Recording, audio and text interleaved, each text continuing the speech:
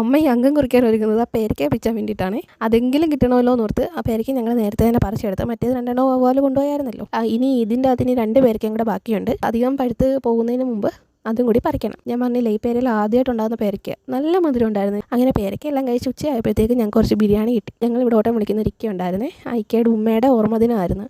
അപ്പോൾ അതിന് ഇക്ക ബിരിയാണി വെച്ച്. അപ്പം നമുക്ക് ഇവിടെ ബിരിയാണി കൊണ്ട് തന്ന്. ഞങ്ങളപ്പോൾ അതെല്ലാം കഴിച്ചിട്ട് ഇന്ന് മിന്നൂട്ടിന് അഡ്മിഷൻ എടുക്കാൻ പോവാം. അപ്പോൾ LKG കുട്ടിയാവാൻ പോവാം.